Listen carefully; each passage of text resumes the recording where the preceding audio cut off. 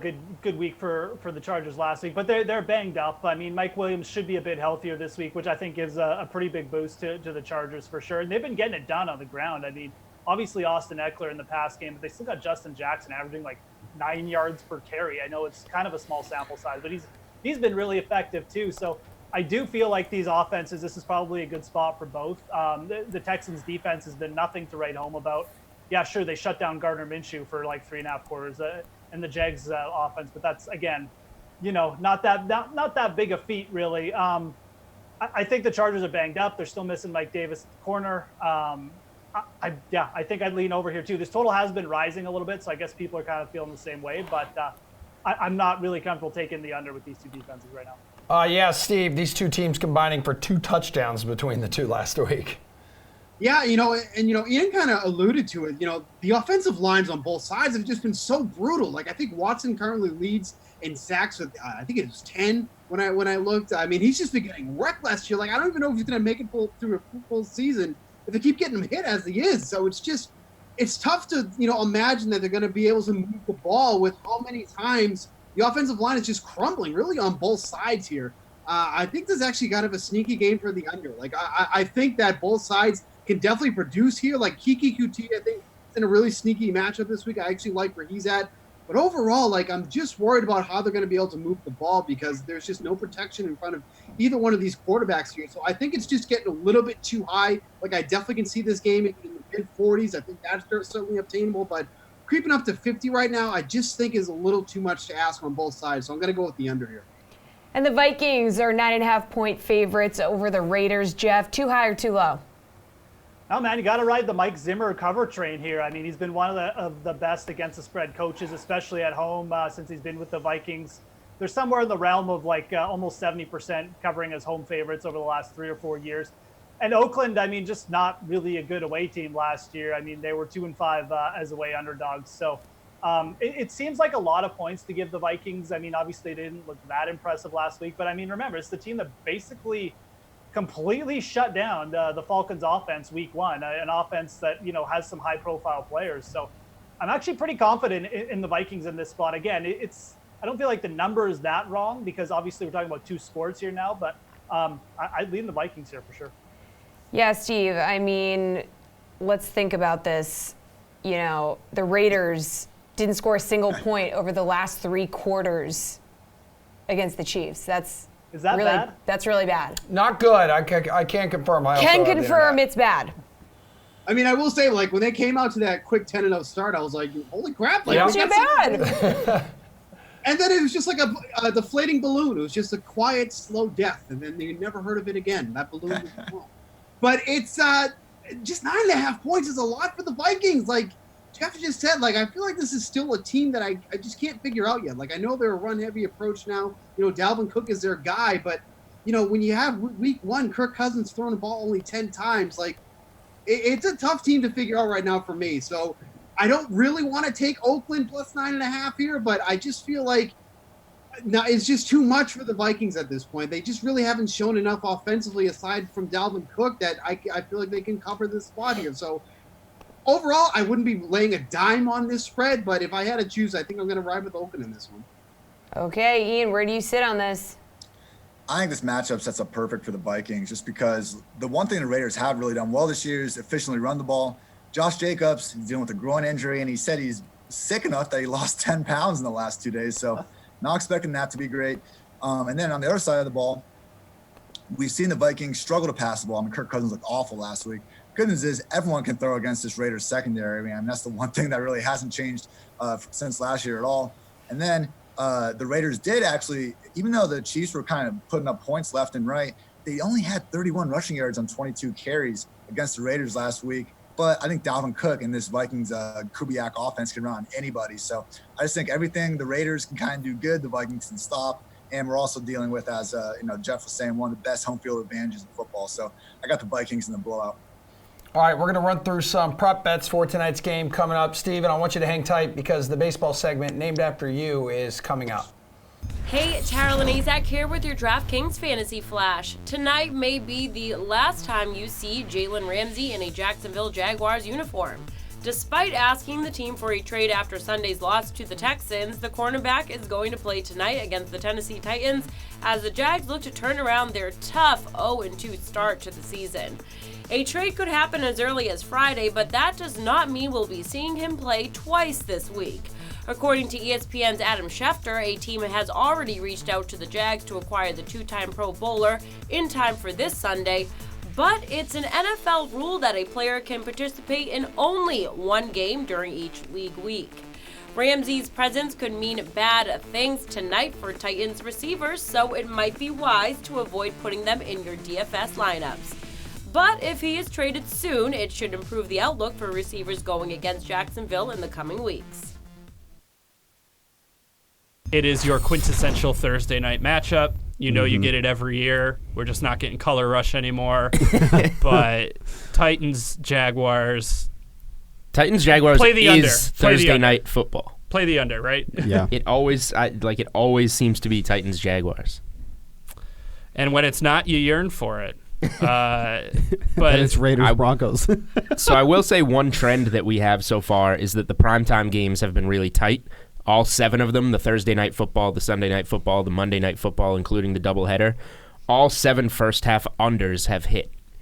And that includes that mess that we saw with the Jets on Monday night between the Jets and Browns at MetLife.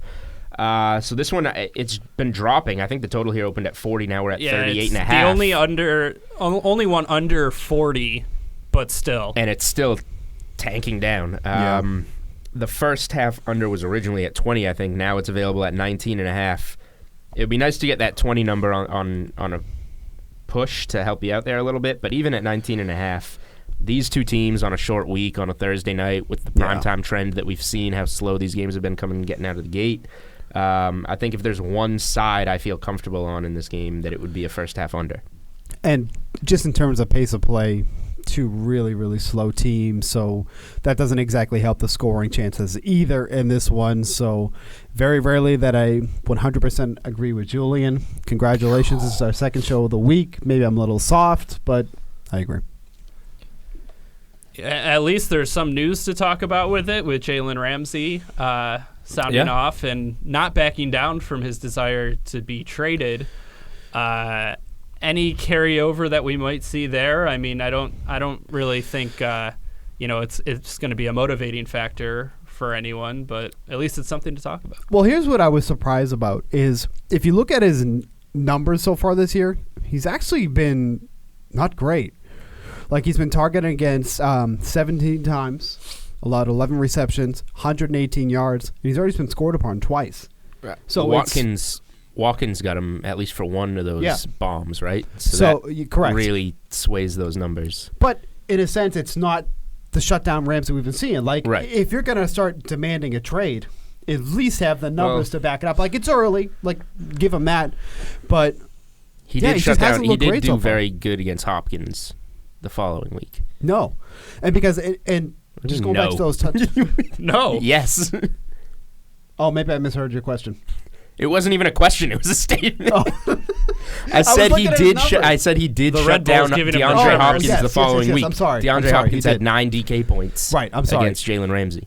Thrilled to have Orioles Executive Vice President and General Manager Mike Elias joining us here at DraftKings. Thanks for coming on today. Thanks, Brandon. How are you? Good, thanks. The Orioles have obviously got into rebuild mode this year. They're looking ahead to the future. And as a GM, in some ways, I'm sure that can be very exciting, getting to mold the team in a way you want. But what are some of the biggest challenges of working in this type of situation? Well, there are a lot. Nobody likes going through a losing season like we are right now at the major league level, like occurred last year. But the reality is we're coming off of a run where the team was going all in to make the playoffs between 2012 and 2017. And now we're at a time frame where that's over, and we need to focus all of our efforts and resources on bringing in a new base of young talent into the organization, in the minor leagues, but also at the major league level. We want young players. We want to stuff our farm system, and it takes some patience, it takes some hard work, and it requires some painful times here at the major league level. But everyone in the organization understands that's what we're doing, and that's the important part. You came to Baltimore last November after 7 seasons with the Houston Astros. In your time with Houston, they made the postseason 3 times, won a World Series in 2017. What lessons stick with you, and what do you take from that time in Houston to your new role here in Baltimore? Well, yeah, we had a very rough stretch at the beginning with Houston, and it really taught us a lot of patience and a lot of perseverance in terms of sticking with a plan like this. And we know similar type of adherence to the plan, similar type of patience is going to be required here. But I think examples like Houston, like Chicago Cubs, like the Royals several years ago, point to the fact that this roadmap does work if you give it time and carry it out properly. Take you back a bit. You started your career as working in scouting with the Cardinals. How did working in that role prepare you for these executive roles that you've held in baseball now? Well, first and foremost, it teaches you to evaluate talent, learning the basics. And it's also a good role for experience dealing with agents and players and their families. And there's a lot of communication involved with being a scout. And you're also working rather independently, making a lot of connections. So it's a really good way to cut your teeth in this business that gives you a lot of upfront experience dealing with people, making decisions, being accountable for those decisions on your own. And, I couldn't think of starting a better way. You have a first-year manager in Brandon Hyde. How do you feel he has handled a young team and a challenging first year? I think he's done a great job. You look at some of the individual performances we've had this year. Most of the players that were on this team last year are having better years than they did last year. And I think that speaks to the work the coaching staff's doing. But also overall, we're not winning many games, but this team is playing really hard and playing with a lot of heart. And we're in most of the games. And I think that attitude has started with the coaching staff. This is always, I think, a fascinating question in baseball and really in all sports. How closely do you work with the manager on a day-to-day basis? Are you more hands-off when it comes to the ins and outs of the team, or are you heavily involved? Well, we talk on a daily basis just to talk about the players, their health. And in a season like ours right now, where we have a young team, not a lot of guys under guaranteed contract, we have a lot of moves every night. We're just trying to get fresh pitching here. So we talk nightly after the games, trying to figure out, hey, do we have to bring a pitcher up from AAA? Who are we going to take off? Somebody came on the waiver wire that we want to claim. Who do we take off the roster? Who are we comfortable losing? So there's a lot of conversations like that. But the coaching staff handles all the day-to-day lineups, positioning, pitching decisions, all of that.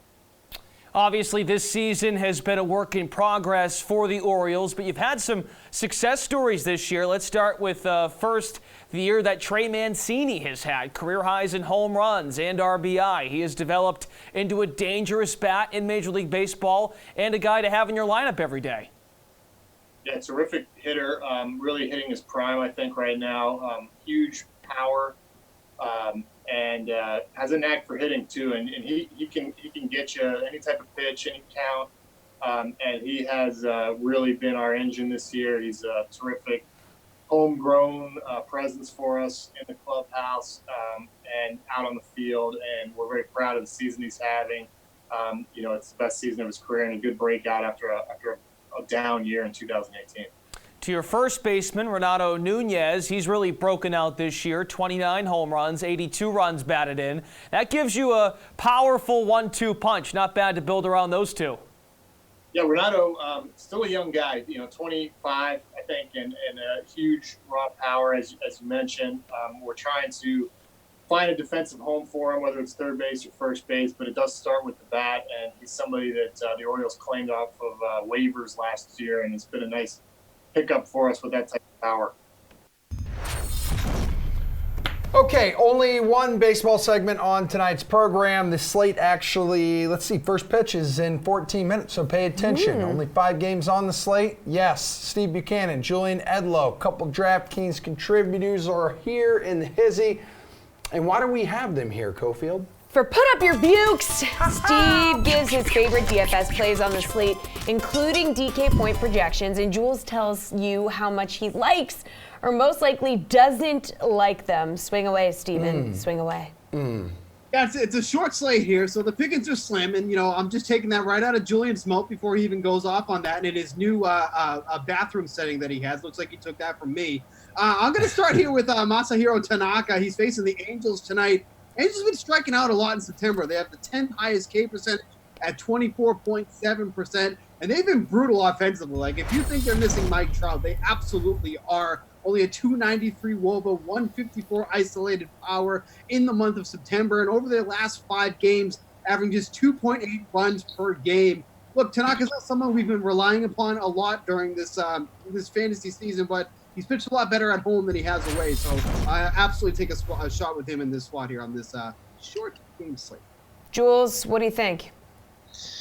Well, Steve, if we had time, I would spin this camera around and show you my luxurious office filled with many leather-bound books. Oh, we don't let's have see time it. for that. Let's see it. We have time. Let's see it.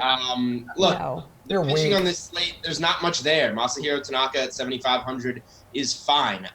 If I wanted to argue with Steve, which I of course do, I would say that Tanaka got lit up the time that he faced the Angels previously this season. He gave up 6 runs in 5 2/3 innings, but Tanaka's been way better at home. He averages almost twice as many DK points at home, close to 18 on the season. And this Angels lineup has just given up at this point. There is no Mike Trout. There is no Ohtani. Pujols, his batting average has been sliding down as of late. So, sure, it's a good home spot against a lineup that's thrown all their good hitters out of it. So, yeah, it's a good spot to roster Tanaka.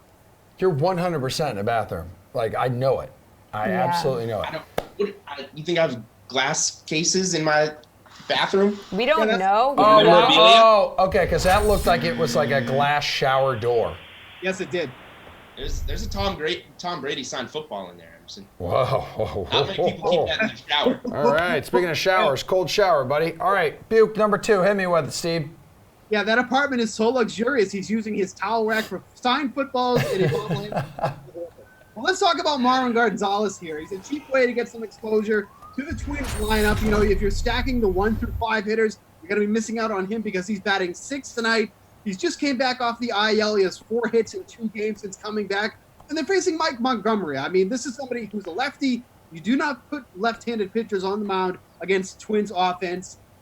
Against lefties so far, they have a 346 WOBA, 175 isolated power, and a 115 WRC plus for Gonzalez against left-handed pitching this season. So if you want to get a little cheap exposure there, Gonzalez is the way to do so. All right, how do we feel about 14 DK fantasy points as a projection here, Jules? I feel like I'm tempted to use the rest of my time here to give the viewers at home a tour of my office. Because wow. Picking all the obvious value plays on this very short slate that has no value and presenting them as his bukes. Yes, Marwan Gonzalez, a switch hitter, batting 6th for the Minnesota Twins, who are projected for 6.5 runs on this slate. All the other bats in this lineup are significantly more expensive. So you've got a good hitter who's under $4,000 going up against bad pitching at home, projected with one of the highest run total projections on the slate.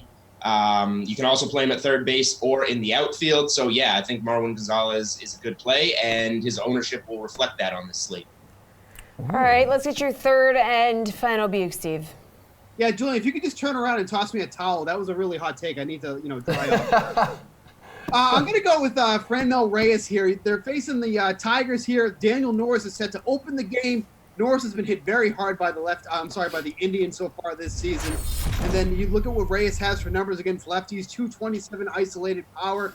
But even better is once Norris is out, we're going to go to a right-handed long reliever, and Reyes actually has better numbers against righties this season, 266 isolated power against them. Like I said, he's been better against righties, especially here in the second half. $3,800, he's not going to cost too much. Get some exposure to the Indians here. Poor Julian says, oh, there's an obvious play. It's 5 games, dude. Like, the pickings are slim unless you want to put absolute garbage out there, which I'm sure you have a garbage can behind you with all your, toiletries when you get ready in the morning. Okay, Julian, do you want to respond? It's actually in the bathroom, which is a couple of doors that way. You have 2 bathrooms? Yeah, I am gonna argue back with another garbage play because I do think that Reyes is a fairly obvious play. He's the cheapest bat by far, hitting in the top 6 in the Cleveland order. Another good lineup projected for 5.5 runs going up against terrible pitching. So Reyes is a right-handed bat, but you always want to roster him strictly against lefties. This is one of those spots, so I think that's fine. So because Steve gave such obvious plays, I feel compelled to give the viewers something. So I'll give a little bit more of a dicey play, that being Hanser Alberto, 3,600 for the Baltimore Orioles. He's going up against Wilmer Font, who's opening for the Blue Jays. The Blue Jays have obviously packed it in a little bit as well. These have been high-scoring games at Camden Yards. Alberto's hitting high in the order. And people aren't going to be looking at him because he stinks, but I'll look at him because he's contrarian to all the plays that Steve's been giving. Yeah, okay. Alberto, somebody who's in the running for the batting title. Yeah, he stinks. You should watch baseball once. Then why didn't you use him as a buke? Too obvious. All right, before we be lower owned than everybody that you just mentioned. Guys, please. Come on. Hit us with the slate-approved pick, Steve. Slate-approved pick for tonight, I'm going to go with Tanaka. Like I said, I think he's in a really good spot for him against the Angels, who've been striking out a ton as of late, so lock in Tanaka. Jules. I was going to go with Tanaka, so now I'm just going to go with Hanser Alberto just to purely be petty. What a terrible pick. Yeah. Dude's going yard. Okay. This has not been a good look for you tonight, Julian. All around. Okay. We got Thursday night football prop bets. I'm just going to shower up and I'll be back for the next segment. Okay. Well, wonderful. Thursday night football prop bets coming up next. Right after Pat Mayo takes a look at some of the top running backs on this weekend's slate. Let's get into the week 1 slate. Running backs is where you want to start off. You said they're easy to predict, so let's predict some. We got Saquon as the number 1 guy. He's 9,100. Zeke is 89. McCaffrey's 87. Kamara is 8,000. The down to $6,000 range, starting at 78, you got Dalvin Cook, Austin Eckler, Le'Veon Bell, David Johnson, James Conner, the Terminator, James Conner, and Aaron Jones at $6,100. Sony Michel is also $6,000 in a game where the Patriots are favored by beaucoup points. They're favored by over 3 touchdowns against the Jets here. So when we look at this and we're trying to predict volume, we know Barkley's going to get his. I do actually think this matchup with Tampa Bay is a bit rougher for him on the ground. He'll still get his through the air because that's how they're probably going to do it, and with a rookie quarterback. But I can't actually trust the Giants to figure this out because with Vita and Ndamukong Suh, we've seen through 2 weeks. Gurley was shut down, or not Gurley was shut down on the ground. The San Francisco running backs were shut down on the ground. Then Christian McCaffrey was shut down on the ground in week 2 against him. You can pass all over Tampa Bay if you want to, but teams seem to be committed to running into this false front, which I think the Giants will actually end up doing. So I'll probably be off Barkley. He can always overcome it because he's awesome. My mind just goes straight to Dalvin Cook and Austin Eckler. They're cheaper than the other guys, and they're just volume hogs now.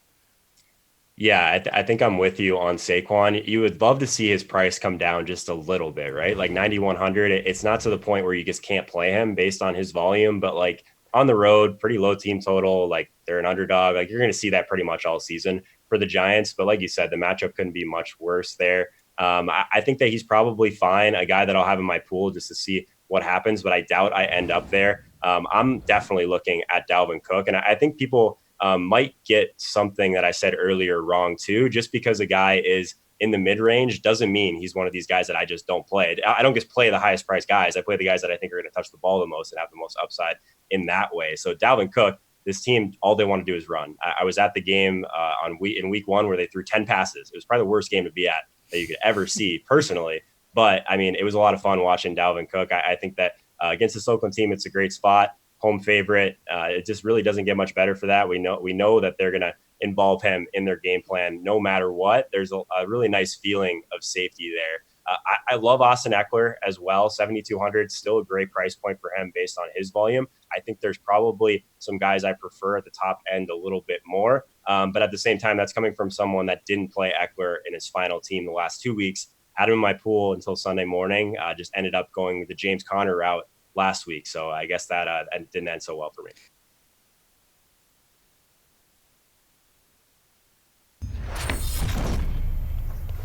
We're back, and so are these 3 beautiful bros. DraftKings contributors Jeff Ulrich and Julian Edlow with a side of Ian Hartitz from Roto World. Sounds delicious, and so does a Titans-Jaguars Thursday night throwdown. We've got some prop bets to discuss in this over-under moment. Excuse me, I had to burp. Okay. Oh my gosh. You're okay. You got it was Greek yogurt before the show. Don't do that. Gardner Minshew's passing yards over under. It's 224.5. Which side are you on here, Ian? Taking the under here. I mentioned before that I do like this kind of new and improved Titans secondary with Malcolm Butler playing better. Now they aren't really forced to have a Dory Jackson travel with number 1 wide receivers, which he was getting roasted on for the better part of the last 2 seasons. Logan Ryan's always been a stud in the slot, and Kevin Byard's, one of the more underrated ball hawking safeties in the league. I still think this Jaguars offense wants to go through Leonard Fournette whenever possible. I mean, he's been on the field 92% snaps this year. I think we see him get a ton of rush attempts. And look, I mean, Minshew also isn't one necessarily throw all the time. He had 56 rushing yards last week, so I don't think he's going to force the ball to guys that aren't open. Okay, Jules, he's going off tonight, bro. Yeah, just because this guy is your bro and he stretches in a jock strap, I don't know if that means he's going to pass for 225 yards. This Titans defense is definitely going to be the best one that he's seen so far this season. He was coming in playing from behind against Kansas City, and then Houston's defense just is not very good. So we've seen these teams plenty of times on Thursday night. It's a tradition of the NFL, and it always looks like a rugby game. So I'm taking the under here. All the running backs are going to get the touches. Chap, talk to me, babe. Look, I could see the overhitting here. I'd still take the under, but here's why. I really do think that Leonard Fournette's going to have a big game here. I mean, Tennessee, the way you attack them is on the ground right now. They've given up 5 yards per carry to opposing running backs. So I do actually like the Jags tonight, plus 1.5, by the way. We're not actually talking about the spread, but, just thought I'd get that out there. But I think they're going to achieve their offensive goals through Fournette. It's not necessarily going to be a high-volume passing game for Gardner Minshew. Ian mentioned the rushing upside, too. So I think the Jags are actually in kind of a good spot here. I still don't believe in the Titans at all. But I think Minshew's probably going to have a lower volume game, which is going to lead him to hitting the under here. Marcus Mariota over or under 1.5 passing touchdowns, Jules? Yeah, so I can't go over here. The problem is that the under is minus 200, so you got to lay down quite a bit just to return half your investment. So my play here is on the under. Mariota obviously had a good game against Cleveland, blowing up in the second half there. But then we saw in the divisional game against the Colts, he threw just 1 touchdown pass, slowed down significantly in terms of the yardage as well. And just in terms of yardage, Mariota was brutal against the Jaguars last season. We saw a September game between these two teams end at 9-6, and Mariota had 100 passing yards. And I know we're talking touchdowns here, but when that's the efficiency you're getting out of the quarterback, I just don't see a way you're going to get 2 touchdowns. But in terms of betting it, I just have to lay off because I can't lay 2-1 that he's going to throw under 2 touchdowns here. Okay, Jeff, where do you sit on this one? 1.5 over, under, what? I'll lay the juice here. I mean, the Jags just held Deshaun Watson to 0 passing touchdowns. Still have Jalen Ramsey in there, who's, I guess you could make the argument like his heart is already gone or whatever. But I mean, at the same time, he's trying to impress his new bosses or whatever. So I don't really see that being an issue. Tennessee has one of the worst adjusted sack rates as an offensive line. I feel like Marcus Mariota is going to have trouble staying upright tonight, and I don't see him passing for 2 touchdowns. It could happen, obviously you get a fluke play or like something in the Cleveland scenario where Jacksonville just self-destructs, I guess. But I feel pretty comfortable in the under 1.5 here, to be honest. Jeff, why is Jalen playing? Like, if the Jags are... I'll tell you why he's playing, because the Jags are still in this division, and they want to win this game, and Jalen Ramsey gives them the best shot of winning this game. I know it's a risk from the perspective of you're risking an asset, but if he plays well at the same time, it's just going to drive up his price, right? So it's a little risky, but look, they're trying to get back in the division. I think it makes sense. Okay. Good night, sweet prince. Okay, Ian, what do we think? Marcus Mariota over or under 1.5 passing touchdowns? I'm on the under as well. I mean, everything these guys said, and it's ridiculous that Mariota hasn't been able to take a step forward this year. I mean, they've surrounded him with easily the best talent of his career, drafting A.J. Brown, signing Adam Humphries' $36 million contract. BFF Delaney Walker comes back, and you watch him in that potential game-winning drive against the Colts last week, and it's just so bad to watch. The guy can barely move the ball through the air. So even with those, solid receivers out there, I don't think he gets over 1.5. I mean, this Jaguars defense, Boye's going to be back. He wasn't even there last week, and as these guys said, they were able to hold the Texans much better offense to 0 passing touchdowns. So I got the under. All right, Derrick Henry, rushing yards over under 80.5. It's Jeff. We'll start with you. I know Steve earlier, he's not on this segment, but earlier thought that this guy was going to have himself one hell of a game tonight. I'm going to take the opposite approach. I'm going to fade Steve, I guess. I guess I'm not putting up my bukes tonight. Look, for all the talk that, Derrick Henry is going to get like 1 million carries every game, his snap rate is basically 50% this year. It's gone back to he's just splitting time with Dion Lewis. So the Titans have basically regressed to like early season last year where they're not really playing Derrick Henry more than they did at that point. He's gotten a few more carries, and he's definitely been effective, especially when they've gotten him the ball in space and things like that. But look, Jacksonville remembers what happened last year, the last time these two teams played. I guarantee you that. So I don't really think this is necessarily the greatest spot. I mean, the Jags are pretty healthy on defense now. Boys back. I know it doesn't really make a difference for the pass game or the rush game, but I think on the road here, Jacksonville at home, I think they're going to show up. I think Derrick Henry might actually be a bust candidate in my opinion tonight. I'd rather play Fournette. Ian, is he going to be a bust candidate? So is this an easy under? I think he gets over 80.5. I don't think the Jaguars can stop the run, to be honest with you. I mean, after Telvin Smith just, decided to take this year off for personal reasons, I mean, truly one of the best sideline linebackers, and the Jaguars just didn't even have a draft or free agency to really fill that hole in the defense. So as Jeff said, they know what happened last year, but yeah, they know what happened last year. Derrick Henry ran over them all game, and, we saw Carlos freaking Hyde go for 90 yards last week when, the Texans otherwise couldn't get anything going against this defense. So even if Henry isn't an every down running back, I do think the Titans have made an effort to make sure he gets his touches, and I think he clears 80.5 tonight. Jules, what's up, man? Yeah, the only cause for concern here is basically that Henry does have just the 34 carries through 2 games. Like Jeff was mentioning, his role isn't quite as big as it should be. But the game that this team realized that Henry's role should grow last year was against Jacksonville on Thursday night when he ran them over for 1 million yards. So this is a matchup that they should go right back to that. And like Ian said, Carlos Hyde just dominated this defense for 90 yards on the ground. If he can do that, Derrick Henry can certainly get over 80.5 here.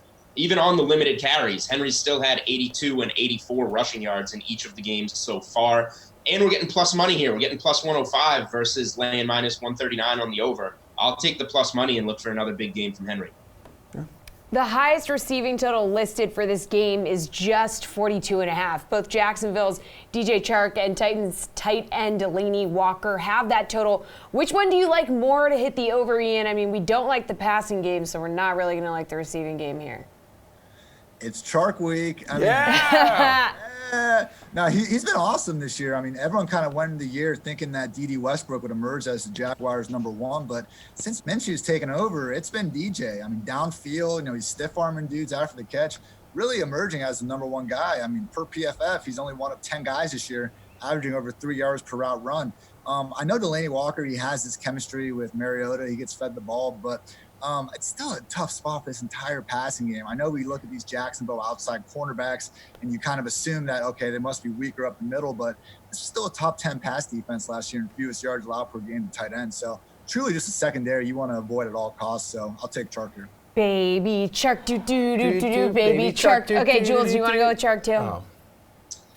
I know talking DJ Chark really tickles Jeff's fancy here, so I know where I think he's going. But I am a little bit more inclined to roll with Delaney Walker here.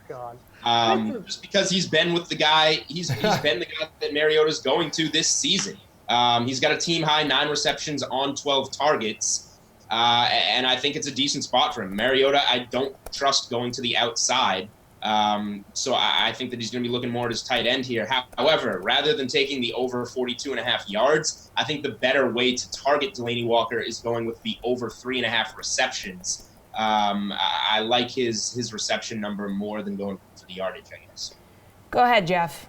Julian Semi saved himself there at the end because taking the over yardage with Delaney Walker is a little bit ludicrous at this point. The guy's getting up there and he's not exactly as mobile as he used to be. So, no, look, if we're talking about the yardage prop, I don't know how you could possibly lean Walker over Chark. Chark is one big play. I mean, this guy's a sub 4.4 guy. He could obviously get this the over in one play. He's already done it a couple times on plays this season. So, Look, it is a tougher matchup, I admit that, but like Delaney Walker, you might need 6 passes, 7 catches to hit this over. So we're just talking pure yardage, 100% DJ Chark. By the way, everyone thought D.J. Westbrook was going to be the number 1.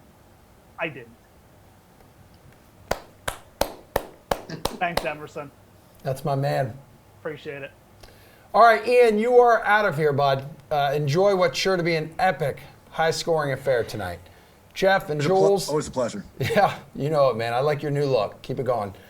Jeff and Jules, though, have those showdown picks ready, please, coming up. That is right after our college football preview, which follows this edition of Levitan's Leverage. It's time for Levitan's Leverage, Week 3 edition. Adam Kaufman with Adam Levitan. Levy's hot, too. Lamar Jackson went off last week. Matt Breida certainly justified his salary. Let's see what you got this time here, guy. All right, James Washington, he's the first one. Value opportunity for the Steelers in San Francisco. The receiver's $3,500, but you know, what I'm wondering is why now with Mason Rudolph at QB? Yeah, that's exactly why. I mean, Mason Rudolph and James Washington played at Oklahoma State together where they just went absolutely ham for 3 years on the Big 12, and every chance that James Washington has gotten in the preseason, he's performed extremely well, and it's all been with Mason Rudolph. And now Dante Moncrief has been benched after repeated drops. So I think we see an every down role for James Washington. Dante Moncrief not going to play very much at all, and he's got his boy at quarterback. I think it's actually a perfect situation for James Washington. All right, so there you go. Maybe the Steelers are actually better without Big Ben. Devin Smith, another cheap wideout, $3,400, so just a smidge lower for the unbeaten Cowboys. Michael Gallup, of course, is out. Plus, you've got that anemic Dolphins defense headed to Dallas. Just automatic play? Yeah, I mean, I don't know about automatic because Devin Smith is going to kind of play a vertical streaker role. I think Randall Cobb's slot role will be expanded a bit, but we do know that top Dolphins corner Xavier Howard will be on Amari Cooper, and they just have such little talent all over the rest of their defense. And Devin Smith's a baller, man. I mean, he's had a lot of injuries, but he was a second-round pick back in 2015, dominated this preseason, so I'm excited about the chance for Devin Smith. Soccer star Julie Ertz's husband, Zach, plays for the Eagles. I hope people know that. He's $5,700 at home with the Lions in town. The tight end, he was targeted an absurd 16 times last week, Levy. That can't happen again, can it? Yeah, I think it can. I mean, Carson Wentz has an actual problem with, like, in real football, with just locking on to Zach Ertz, and he's going to do so even more this coming week with no Alshon Jeffrey, no Deshaun Jackson, no Dallas Goedert. So I think that J.J. Arcega-Whiteside and Nelson Aguilar will play roles. But, man, when Carson Wentz drops back, he's just going to be absolutely locked on to Zach Ertz. And, yeah, it's not going to be high ADOT. You know, he's going to get 6-7 yards down the field, turn around and catch the ball. But in DraftKings scoring, that's just so valuable. I don't see Jerry, so say hi for us. Okay, I will. All right, good luck. See you later. All right, see you. Understandable reaction, fellas. This waking nightmare happens every day and could have been avoided with the right tool for the job. Introducing the Lawnmower 2.0 from Manscaped, a precision-engineered personal trimmer for an unruly bush. All right, it's Thursday. Ben Rossa of Awesemo.com is here. So, yes, we're talking what's on tap this weekend around college football. One of the more interesting matchups is Oregon minus 10.5 against Stanford, who Emerson's UCF Knights just demolished. Yeah! Can the Ducks get revenge for last year's defeat to the Cardinals? Well, I've taken a lot of bad beats in my life, but the way they lost to Stanford last year was one of the worst things I've ever seen. They should have been up 31-7. They fumbled basically for a 100-yard touchdown, lost in overtime. But I do think new Ducks team, I know they've already lost to Auburn, so they're on thin ice, but I think they go into Palo Alto and really roll Stanford. You just mentioned your boys, UCF, just hung 45 on them. Ridiculous. I see Oregon possibly, hanging 50+, so give me the Ducks. I'll lay the points. Man, this Stanford team, dude, this defense isn't that one that people feared in the past, or at least UCF making them look human. Yeah. All right, Texas A&M, minus 3.5 at home against Auburn. What do you like about this matchup? Tough game, not going to lie, but Kyle Field, A&M at home, we saw them, they lost, but they lost to Clemson. No shame in that. Auburn hasn't played a road game. They got the true freshman quarterback. Great defensive line, but other than that, I'm still not a huge believer in Auburn. So spread sits 3.5-ish. I'm going to roll with the Aggies at home. I just think, the 12th man there, Kellen Mond, the quarterback, mobile enough. They'll get it done, and actually big win for them. Okay, this is important. Which game do you think has the most upset potential in college football this weekend? Yeah, there's a lot of big games, but I'm picking a big one. I think Michigan, even though they're on the road and they should have lost to Army at home, they had the bye week. They're 3.5-point dog at Wisco. So we'll see. Camp Randall, obviously a tough place to play, but I think the bye week, get a little healthier. The offense has to be better. Wisconsin hasn't given up any points through 2 games. So obviously the defense is pretty good. We know they want to run the ball, but I have a feeling that, if Harbaugh's ever, this is the time for him. He needs to get a big win. I think they go into Wisconsin and pull out a win. All right, let's take a gander here at the Saturday slate and what game could potentially be the most lopsided here. You absolutely nailed your Notre Dame pick here last week, and Clemson is over a 40-point favorite against Charlotte. Are you looking there or are you looking elsewhere? What do you got? Yeah, there's a couple big ones. Yeah, poor Charlotte. They're going to be in for a world of hurt. Bama, I know it's a broken record. They play Southern Miss. They can kind of just name their score as usual. I'm sure Tua will be watching in the fourth quarter. And just, even though their defense, they keep losing guys, these true freshmen that they have are ready to play. So I have a feeling, once again, no surprise, Bama wins by a large, large margin. All right, good talking to you, Ben. We'll see you again next week, and we'll wrap up the show with some Titans-Jags Showdown picks after this. Hey, my name's Tara Lanazak, and I'm with your DraftKings Fantasy Flash. New Orleans Saints quarterback Drew Brees is on the road to recovery after having surgery Wednesday to repair a torn ligament on the thumb of his throwing hand. Brees posted a photo of his hand in a cast on Instagram, attempting to give his followers a thumbs up. So, who will be the #1 quarterback for the Saints in Week 3? When speaking with the media this week, head coach Sean Payton wouldn't announce whether Teddy Bridgewater or Taysom Hill will be the starter against the Seahawks. Bridgewater stepped in to relieve Brees during the team's loss to the Rams in Week 2, completing just 17 of 30 passes for 165 yards. Hill saw some action too, but only showed up on the box score with 2 catches for 16 yards. The New Orleans offense was only able to muster up 3 field goals after Brees left the game. So, looking ahead to their game in Seattle, this might be a good offense to stay away from altogether when it comes to DFS. Alrighty, first and last call for Thursday Night Football Showdown picks. Lots of questions on YouTube. We will try to get to them. And we have not 1, not 2, but 3 DraftKings contributors here to help. Jeff with the G, Steve with an S, and the bagel bite himself, Julian. Oh my God. We'll start with an easy one here. Who is your captain pick? Bagel Boy. I'm reading the prompter. I'm sorry, Julian. I'm going to say that Emerson wrote that He one wrote in there. that. Everybody knows that it's Bagel Boss with 2 cash signs as the S's. Oh my God. What is that, your old Ames screen name? The Bagel Boss has been a thing for like a month now. How would I have this in my screen name in 8th grade? But anyway, the boss of this game is going to be Derrick Henry, and that's why he's going to be in my captain spot. Normally, you want to pay down for value here. You use the Pirate Tom method to success. You take the cheapest player with upside, and then you can fit all the stars. But there are no scrubs that I want to roster in this game, so I'm going all the way up for Derrick Henry after he ran over the Jags last year. He's been running over the competition so far this year. I think he's going to get the most touches in the game, should find his way to the end zone. Tennessee is still favored here, even though slightly. So in a game that we're not going to see much points, take the guy with the most touches. That's going to be Henry. Jeff, your captain, please. Okay, first of all, I didn't know that Jessie was a little bit like Ron Burgundy. Apparently she'll read anything on the teleprompter. Oh, I absolutely will. It's a problem. That's good. I mean, good to know for Emerson. Oh, God. Or anyone else. But look, I went against Julie on Monday night. It worked out pretty well for me, so I might as well go against him again. I'm going to take Uncle Leo Fournette. Again, the home game with the Jags here. This is everything for them. This is their season. Titans are giving up 5 yards per carry to the running back position. Fournette is out there for every snap, too, so that's the big thing. I think he's going to go off tonight. I think it's a really good spot for Fournette to get in the end zone and to have a big game. Like I said, I like the Jags, so I'm going to take the running back. Steve, who do you think is going to go off tonight? Yeah, if you want to get a little bit of lower ownership in the captain spot, I think Delaney Walker is definitely someone that you can put in that spot as well. What's the faces? What's the matter? Well, it seems like a dumb move. In our last segment, they were kind of debating They were debating a little bit about Delaney I Walker. said I think he's going to get over 3.5 catches. That doesn't mean he capped him. They want to go with Chark, baby Chark, baby Chark. Go ahead, All Steve. right, Steve, go ahead, man. Finish your answer.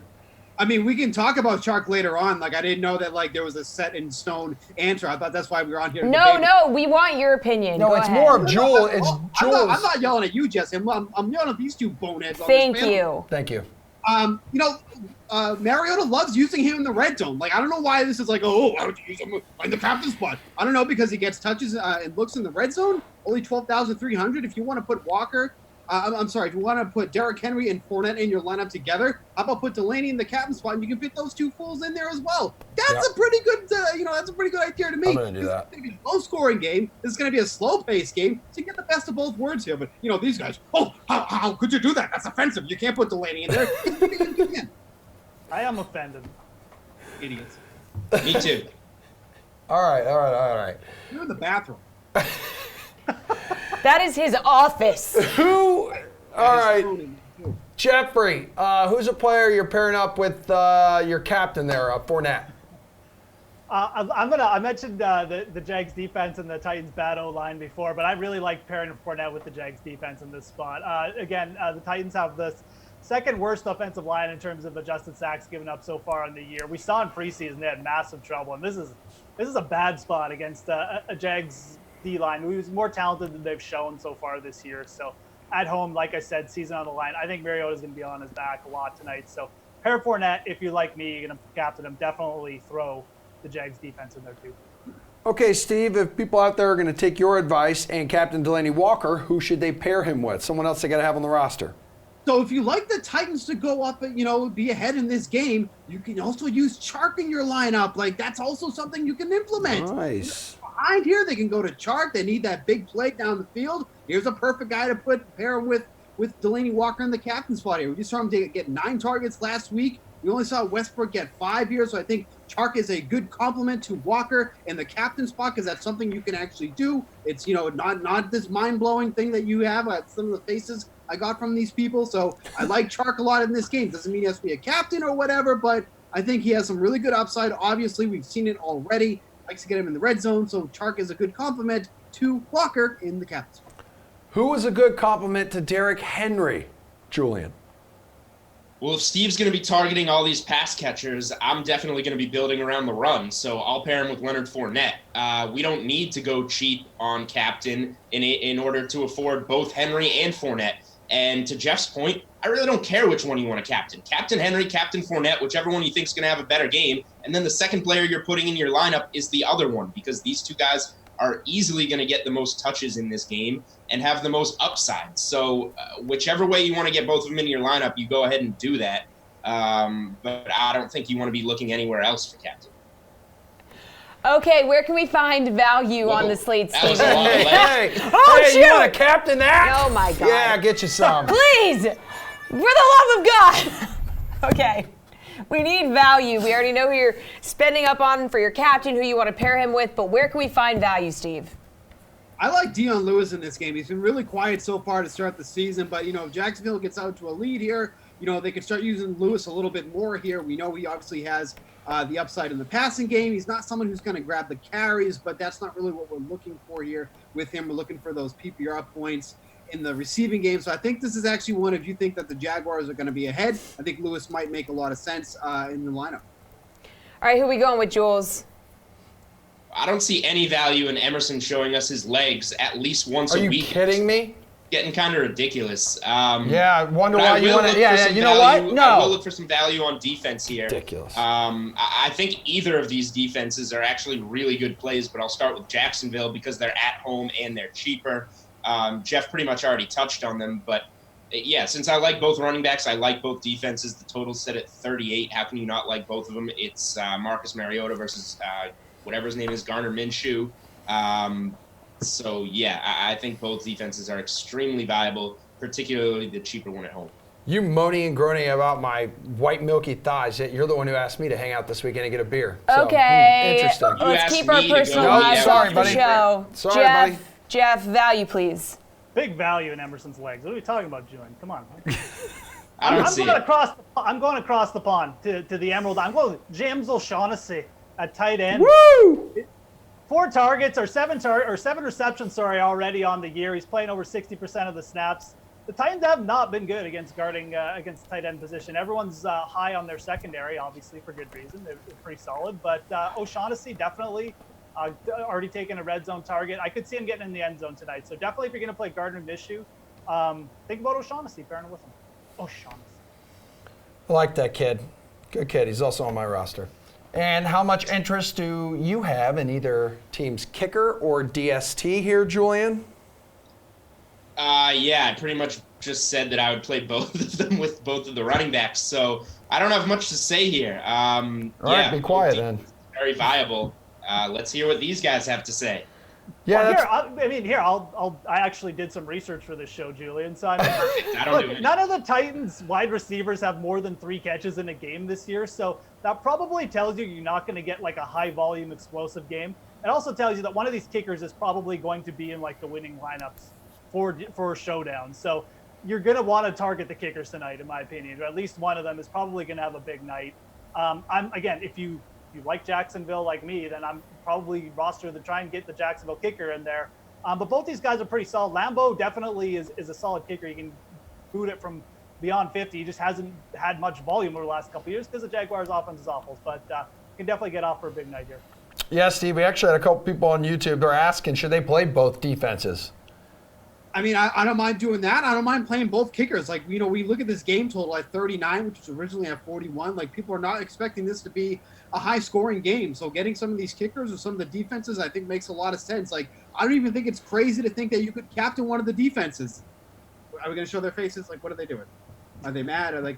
Well, I'll say this. I like that I'll pick. say this since you're going to rag on me for not having a take. I would rather captain either kicker than captain Delaney Walker. Okay, well, that's just dumb. And Jeff agrees because it's smart. I do agree, actually. Jeff does agree. It's 2 against 1, Steve. You're wrong. Jesse will read anything on the teleprompter. Jeff will agree with anything. So that's just what we have going on here. Yeah. But I just like to stir up as much trouble as possible. So. Well, that's fine. But no, really, I think you have to play at least one of the defenses in this game. Like I said, the total has been going down in this game. Makes a lot of sense to get the defenses in this one. So I 100% agree. I would be shocked if a winning lineup. I wouldn't be surprised if a winning lineup had at least one kicker and at least one defense. Absolutely. I totally agree with that. There's just not enough on offense on both sides that you want to load up on both of them. It just doesn't make sense in this game. I'm not starting a defense in all 3 of my lineups. I want you guys to know that. I don't know what's going to happen. I would say it sounds like one of your usual lineups. What you guys lineups. got in this game? I got the Jaguars. Who you guys like? I like the Jaguars to cover at least. I like Jacksonville as well. Oh, we're all in agreement here. You guys, you should see how big Emerson is beaming Emerson's right now. birthday or something? Yeah. No, that's May 10th. You know that. Okay, I did not. How old are you going to be? Well, dude, that was so long ago. Chill out. Okay, just wondering how old you're going to be. Yeah, don't worry about it. Guys, he's old. Thank you. I appreciate it. Julian, I will see you this weekend. Don't you worry, buddy. I accept your invitation. All right, Jeff. Yeah, we'll have you come down from Canada. Love you guys. Why don't you come down and hang out? He will. We'll bring him down from Canada. Leave the kids at home, though. Yeah. Well, bring the kids. Give me some fun content. Bring the dog. Oh, yeah, bring the dog, for sure. All of a sudden, all right, this is The Sweat. We'll see you again tomorrow at 6 p.m.